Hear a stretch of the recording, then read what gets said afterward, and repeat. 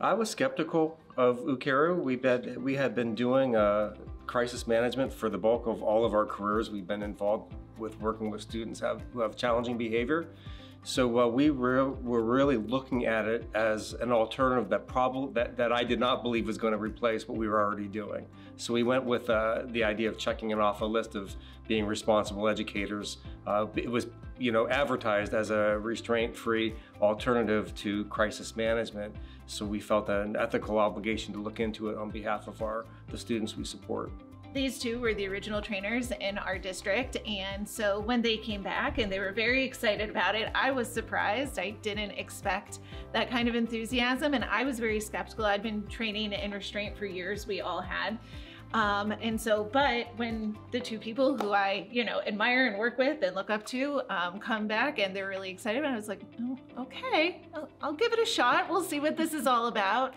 And the more I learned about it, the more it made sense for our students, and then we actually got to implement it too. We initially rolled this out in February of the first year of implementation in our classrooms where we had the most restraints. So in our public school classrooms, we were experiencing between 20 and 40 restraints a year. So we weren't doing a ton of restraints district-wide, and it involved between 10 and 12 different students. So immediately we saw an immediate reduction in the number of restraints we were doing, and an immediate increase in the number of times we had to utilize de-escalation, including using the Ukeru pads. Implementation the following year in all of our programs, we saw restraints go from the 30 or 40 we've been having annually to 0. And we've kept that 0 trend in the public schools for the last 5 years and going on 6. I think that big difference between helping our staff move from the way of thinking where it's what's wrong with you to what's happened to you is a huge change, and that shift is really kind of a huge part of the trauma-informed approach.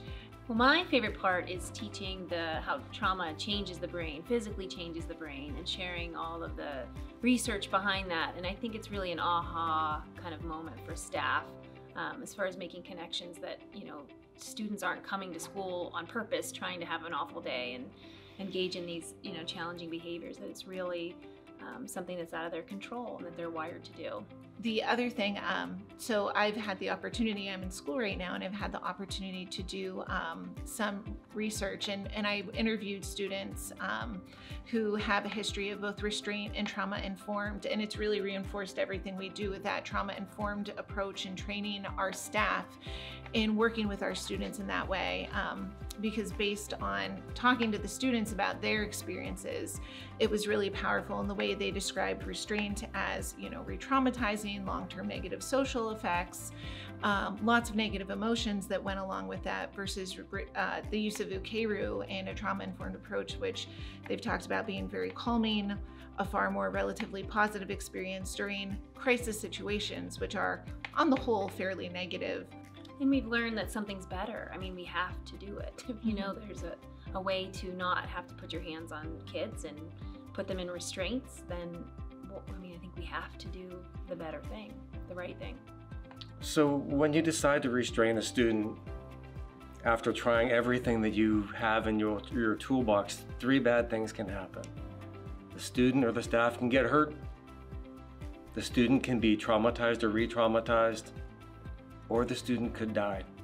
So saying those 3 things, that you would leave anything out of your repertoire of doing something different if something different was available, to me is just hard to imagine that you choose not to use something prior to going there. So for me, it's a no-brainer.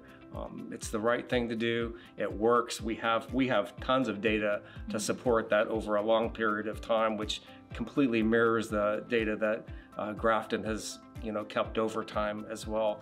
And so to me, it's the best thing for our students who, that's why we're here.